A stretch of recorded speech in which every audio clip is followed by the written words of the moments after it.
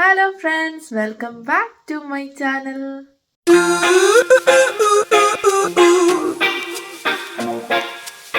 ഇന്നത്തെ വീഡിയോ എന്ന് പറയുന്നത് ഞാൻ ഇതുവരെ ചെയ്യാത്ത ഒരു വെറൈറ്റി ടോപ്പിക്കാണ്. ഇത് അയർലൻഡിലേക്ക് വരാനിരിക്കുന്ന ഓരോ നേഴ്സുമാരും അറിഞ്ഞിരിക്കേണ്ട ഒരു കാര്യം തന്നെയാണ്. നമുക്കറിയാം അയർലൻഡിലേക്ക് നേഴ്സായിട്ട് വരണമെങ്കിൽ ചില്ലറയൊന്നുമല്ല കഷ്ടപ്പാട്. ആദ്യം OET അല്ലെങ്കിൽ IELTS എഴുതിയെടുക്കണം. ചിലർക്ക് ഒറ്റയടിക്ക് കിട്ടും, ചിലർ ഒത്തിരി നാളിതിൻ്റെ പുറകെ നടക്കേണ്ടി വരും. എങ്ങനെയെങ്കിലും അതൊക്കെ ഒന്ന് എഴുതിയെടുത്ത് പാസ്സായി കഴിയുമ്പോഴത്തേക്ക് നമ്മൾ നമ്മുടെ പേപ്പർ വർക്ക്സ് അങ്ങോട്ട് സ്റ്റാർട്ട് ചെയ്യും. പിന്നെ അങ്ങോട്ട് ഉറക്കമില്ലാത്ത രാത്രികൾ, സ്ട്രെസ്സും ടെൻഷനും. കാരണം ഡിസിഷൻ ലെറ്റർ കിട്ടണ്ടേ. ഡിസിഷൻ ലെറ്റർ കിട്ടിക്കഴിഞ്ഞാലോ ഇൻ്റർവ്യൂ കിട്ടണ്ടേ. അതിൻ്റെ ഇടയ്ക്കായിരിക്കും ചിലപ്പോൾ റിക്രൂട്ട്മെൻറ്റ് ഫ്രീസ് എന്ന് പറഞ്ഞ് അങ്ങനെ ഒരു വയ്യാവേലി കയറി വരുന്നത്. ഇതിൻ്റെ ഇടയിൽ എക്സ്പീരിയൻസ് ഗ്യാപ്പ് വല്ലതും ഉണ്ടെങ്കിലോ അത് നികത്താനായിട്ടുള്ള ഓട്ടമായി. കാരണം നല്ലൊരു ഡിപ്പാർട്ട്മെൻറ്റിൽ എക്സ്പീരിയൻസ് ഉണ്ടെങ്കിലല്ലേ ഉള്ളൂ എളുപ്പം ജോലി കിട്ടത്തുള്ളൂ. ഓരോരുത്തർക്കും ഓരോ ടേസ്റ്റ് ആയിരിക്കും ഏത് ഡിപ്പാർട്ട്മെൻറ്റിൽ എക്സ്പീരിയൻസ് എടുക്കണം എന്നുള്ളതിൽ.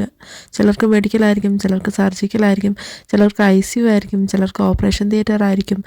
അങ്ങനെ പലർക്കും പല ഇഷ്ടങ്ങളായിരിക്കും. അങ്ങനെ കഷ്ടപ്പെട്ട് ഇഷ്ടമുള്ള ഡിപ്പാർട്ട്മെൻറ്റിൽ എക്സ്പീരിയൻസ് ഒക്കെ എടുത്ത് അതിന് പറ്റിയൊരു നല്ലൊരു CV ഒക്കെ ഉണ്ടാക്കി എക്സ്പീരിയൻസ് ഉള്ള ഡിപ്പാർട്ട്മെൻറ്റിൽ ഇൻ്റർവ്യൂ ഒക്കെ വെയിറ്റ് ചെയ്ത് അങ്ങനെ ഇൻ്റർവ്യൂ ഒക്കെ കിട്ടി അയർലൻഡിലെത്തി ആപ്റ്റിറ്റ്യൂഡ് ഓർ അഡാപ്റ്റേഷനൊക്കെ പാസ്സായി ജോലിക്ക് കയറുമ്പോഴത്തേക്ക് നിങ്ങളറിയും.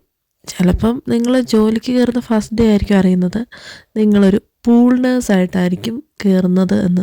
ചിലർക്കത് ഭയങ്കര ഷോക്കിംഗ് ആയിരിക്കും. ചിലർക്ക് ഈ പൂൾ നേഴ്സ് പൊസിഷൻ എന്ന് പറയുന്നത് ഭയങ്കര ഇഷ്ടപ്പെട്ട് ചെയ്യുന്നവരുണ്ട്.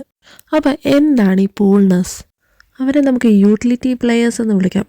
കാരണം they can fill any position and adapt to different environments quickly.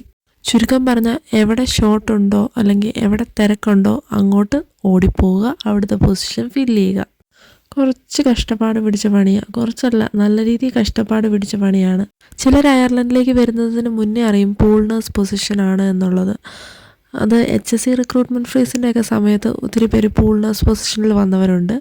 പക്ഷേ ചിലർ ഇവിടെ വന്നു കഴിയുമ്പോഴാണ് അറിയുന്നത് അവർക്ക് കിട്ടിയത് പൂൾ നേഴ്സ് പൊസിഷനാണ് എന്നുള്ളത്. വൺസ് ആ പൊസിഷൻ കിട്ടിക്കഴിഞ്ഞ് കഴിഞ്ഞാൽ പിന്നെ അതിൽ നിന്നൊന്ന് മാറണമെങ്കിൽ അറൗണ്ട് ഒരു 1 year എങ്കിലും എടുക്കും. ഈ ഒരു പൊസിഷന് ഒത്തിരി അഡ്വാൻറ്റേജസും ഉണ്ട്, ഡിസഡ്വാൻറ്റേജസും ഉണ്ട്. അഡ്വാൻറ്റേജസ് എന്ന് പറയുന്നത് നമുക്ക് ഓൾമോസ്റ്റ് എല്ലാ വാർഡിലും ഒരു എക്സ്പീരിയൻസ് കിട്ടും. ഡിഫറെൻറ്റ് ടീംസുമായിട്ട് വർക്ക് ചെയ്യാം, വലിയ കമ്മിറ്റ്മെൻ്റ് ഒന്നും കാണിക്കേണ്ട, നല്ല ഫ്രീഡം ഉണ്ട്. ഈ ഒരു പൊസിഷൻ കണ്ടിന്യൂ ചെയ്യുമെങ്കിൽ നല്ല സാലറിയൊക്കെ കിട്ടാൻ ചാൻസും ഉണ്ട്. ഡിസഡ്വാൻറ്റേജിൽ ഏറ്റവും മെയിനായിട്ട് വരുന്നത് അഡാപ്റ്റബിലിറ്റി പ്രഷറാണ്. ഓരോ പുതിയ എൻവയോൺമെൻറ്റുമായിട്ട് അഡ്ജസ്റ്റ് ചെയ്യാനായിട്ടുള്ളൊരു ബുദ്ധിമുട്ട്. പിന്നെ വലിയ സ്റ്റെബിലിറ്റി ഒന്നും കാണത്തില്ല.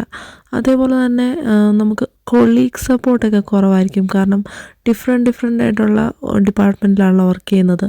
അപ്പോൾ ഒത്തിരി കൊളീഗ് സപ്പോർട്ട്സ് കുറവായിരിക്കും. അപ്പോൾ അതൊക്കെയാണ് ഒരു ഡിസഡ്വാൻറ്റേജസ് ആയിട്ട് തോന്നിയിട്ടുള്ളത്. ഈ ഒരു വീഡിയോയുടെ ഉദ്ദേശം എന്ന് പറയുന്നത് ഇങ്ങനെ ഒരു പൊസിഷൻ കൂടി ഉണ്ട്. അപ്പോൾ ഇങ്ങനെ ഒരു പൊസിഷൻ ചിലപ്പോൾ കിട്ടാൻ ചാൻസും ഉണ്ട്. അപ്പം അതും കൂടി നിങ്ങളെ ഒന്ന് അറിയിക്കാനാണ്. അപ്പോൾ ഉറപ്പായിട്ടും ഈ ഒരു വീഡിയോ നിങ്ങൾക്ക് യൂസ്ഫുൾ ആയിരിക്കുമെന്ന് ഞാൻ പ്രതീക്ഷിക്കുന്നു. കൂടുതലായിട്ട് ഈ പൊസിഷനെ കുറിച്ച് അറിയാൻ താല്പര്യമുള്ളവർക്ക് കമൻറ്റ് ചെയ്യാവുന്നതാണ്.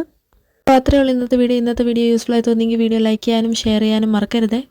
എന്തെങ്കിലുമൊക്കെ ഡൗട്ട്സ് ഉണ്ടെങ്കിൽ നിങ്ങൾക്ക് യൂട്യൂബിൽ കമൻറ്റായിട്ട് ചോദിക്കാം. അല്ലെങ്കിൽ എനിക്ക് ഇൻസ്റ്റാഗ്രാമിൽ ഒരു പേജുണ്ട്, അതൊന്ന് ഫോളോ ചെയ്തിട്ട് അതിൽ മെസ്സേജായിട്ട് ചോദിക്കാവുന്നതാണ്. അപ്പോൾ ചാനൽ സബ്സ്ക്രൈബ് ചെയ്യാൻ മറക്കരുതേ. Bye bye.